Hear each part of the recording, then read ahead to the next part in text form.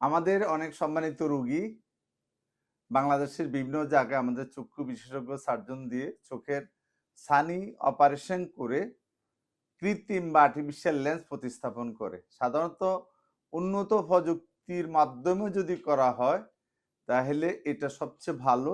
তারপর আমাদের ডিস্ট্রিক্টে বা গ্রামে অনেকেই করে। সেই ক্ষেত্রে হয়তো আগের পদ্ধতিতে এটাকে আমরা এসআইসিএস স্মল ইনসিশন ক্যাটারাক্ট সার্জারি বলি।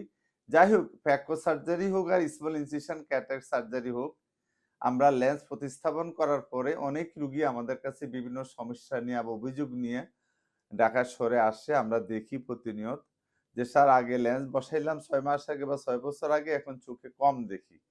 আসলে এটা একটা কমন সমস্যা। আমরা যেই পর্দার উপরে লেন্সটা প্রতিস্থাপন করি, সেই পর্দাটা থাকে স্বচ্ছ, ট্রান্সপারেন্ট, ক্রিস্টাল ক্লিয়ার থাকে। এই লেন্স প্রতিস্থাপনের পরে যে পর্দার উপর লেন্স আমরা বসাই, সেই লেন্সটা ঘোলা হয়ে যেতে পারে। সেটাকে আমরা বলি পোস্টো ক্যাপসুলার অপাসিটি বা পিসিও। এই কারণে দৃষ্টি লেন্স সংযোজন করার পরে যতটুকু স্বচ্ছ পরিষ্কার দেখছে, কিন্তু সেটা ধীরে ধীরে কমতে থাকে, অস্বচ্ছ হয়ে যায়। সেই জন্য অনেক রোগী আমাদের কাছে আসে। সাধারণত এটা ওই পোস্টো ক্যাপসুলার অপাসিটির কারণে হয়। তখন আমরা সেই একটা সিস্টেম আছে আধুনিক প্রযুক্তির লেজার।